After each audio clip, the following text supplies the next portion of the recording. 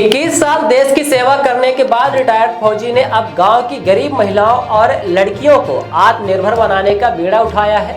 उन्होंने गांव में निःशुल्क सिलाई सेंटर खोला है, जिसमें अब सबको प्रशिक्षण दे रहे हैं। त्योथर तहसील के मलपार गांव निवासी योगेश कुमार तिवारी ने 21 वर्ष से 6 माह तक सेना में देश की सुरक्षा के लिए अपनी सेवाएं दी थी।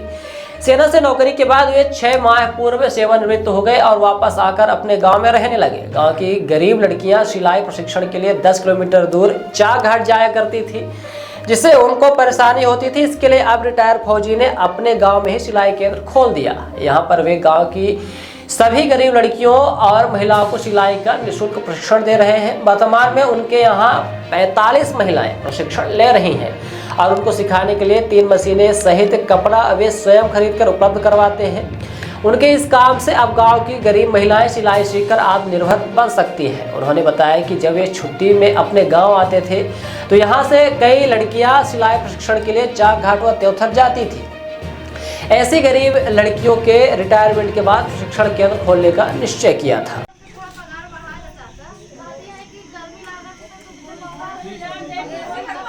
अच्छा, ये बतावा अब प्रोग्राम ऐसा रहा है कि जैसे ब्लाउज के कपड़ा हम ले ये चला अब इकट्ठे पने का नहीं चलती। अब ये सब जो जाल फैलाई जाता है आवे वाला ये समय है कि हमारे गांव में रहने के लिए कुछ अच्छा सब ये नहीं काटेगा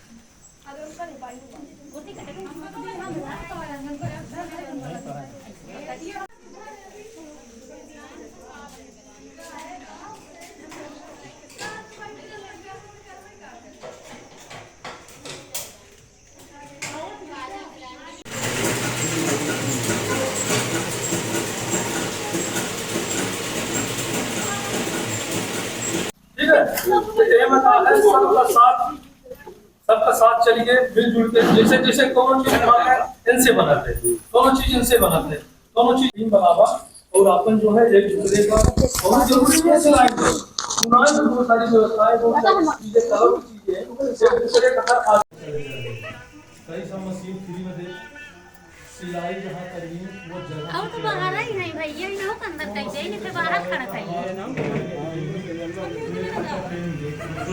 अगले हफ्ते हम कपड़ा दे वहाँ 5 के सिखाई हुई है हम सीखूंगा और दूसरा कहा है जो गांव में फटे पुरान कपड़ा कहीं नहीं गरीबन का वो आमा ही सिर्फ अपन नाम देना है उनका नाम लिख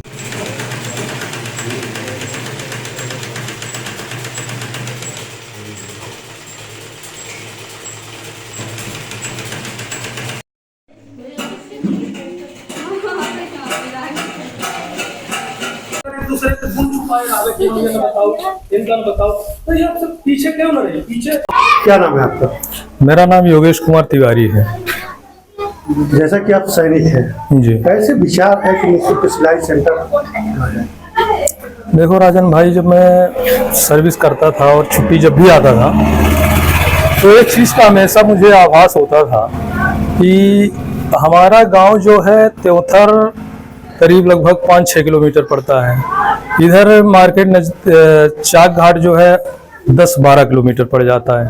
तो हमारे गांव की जो लड़कियां हैं, खासकर जो पैसे की तंगी की वजह से वो कुछ कर नहीं पाती थी। जैसे पढ़ाई तो चलो किसी तरह अपना सरकार व्यवस्था कर लेती थी साइकिल वगैरह दे के, लेकिन वो सिलाई करने के लिए उनको फिर से जाना पड़ता था, या वो स्कूल जाए कि सिलाई करने जाए।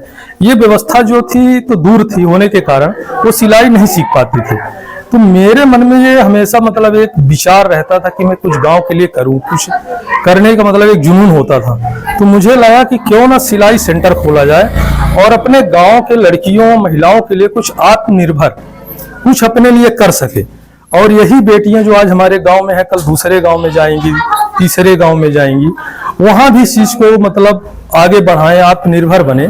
तो इसीलिए मैंने ये सोचा कि कुछ करते तो सब कुछ है, अपना अपना कमाते खाते सब है।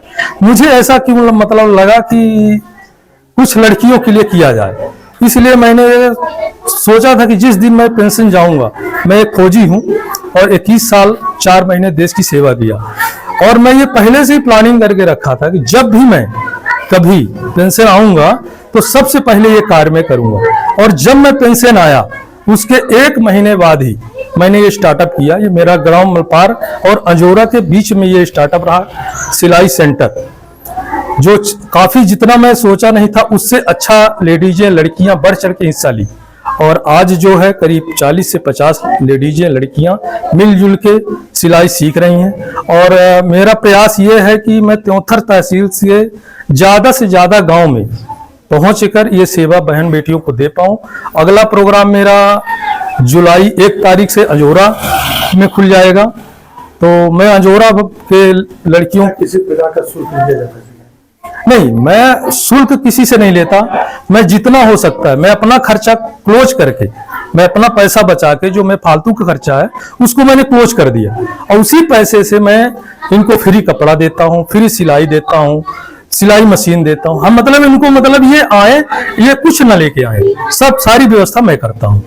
सर्व सुविधा युक्त नेशनल हॉस्पिटल समान तिराहा रीवा में अब कैंसर का सफल उपचार और ऑपरेशन की सुविधा उपलब्ध है।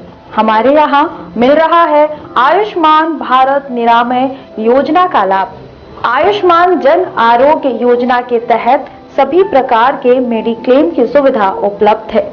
हमारे यहाँ लेजर कैंसर, अस्थि रोग, एंडोस्कोपी, लेप्रोस्कोपी एवं प्रसूति रोग का अनुभवी चिकित्सकों के द्वारा उपचार किया जाता है। कैंसर के इलाज एवं ऑपरेशन अब रीवा के नेशनल अस्पताल में उपलब्ध है। नेशनल हॉस्पिटल के संचालक डॉक्टर अखिलेश पटेल के द्वारा उपलब्ध करवाई जा रही हैं सभी सुविधाएं।